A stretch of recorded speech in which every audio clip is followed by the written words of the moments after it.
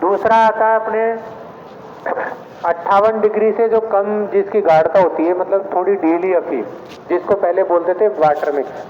Water mix के अंदर भी 3-4 कैटेगरी होती थी। Water mix first, second, third, fourth, मतलब जितना ज़्यादा पतली उतनी ज़्यादा वाटर मिक्स 4 तक जाती थी।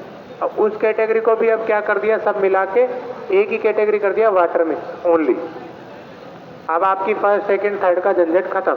वाटर मिक्स के अंदर जो कैटेगरी है कि भाई हमारी तो WM4 पड़ेगी, वैसा वाला सीन अब नहीं रहा। ठीक है, तो वाटर मिक्स का एक तो सिस्टम हो गया वाटर मिक्स, एक हो गया 5 क्लास से ऊपर की स्टैंडर्ड ओपीएम। और अगर किसी की अफीम घटिया पाई जाती है, कोई और मिलावटी है, बिल्कुल ही अफीम जैसी गंध नहीं आ रही किस टाइप पे, और मान लो अफीम बदबूदार हो गई, किसी भी तरीके से खराब अफीम है, अगर मुझे खराब लगेगी तो उसको उसकी एक कैटेगरी होगी सस्पेक्टेड। ठीक है, तो 3 कैटेगरी होगी। एक तो सस्पेक्टेड, वो आप सब जानते हैं।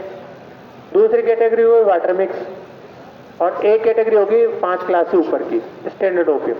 अब इसका मतलब ये है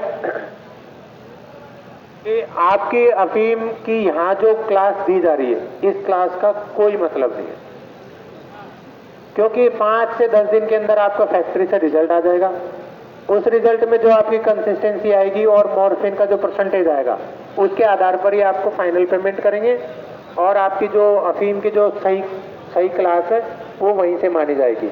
क्योंकि अब जो पट्टे बट रहे हैं वो सिर्फ सांकेतिक रूप से भुगतान करने के लिए ये क्लास दी जाती है, जिसको भी धीरे धीरे हो सकता है अगले साल तक ये बंद हो जाए, है ना। अभी थोड़ा सा फर्स्ट स्टेज में ही है, इनिशियल है, शुरुआत है, तो इस तरीके का ये वर्गीकरण है।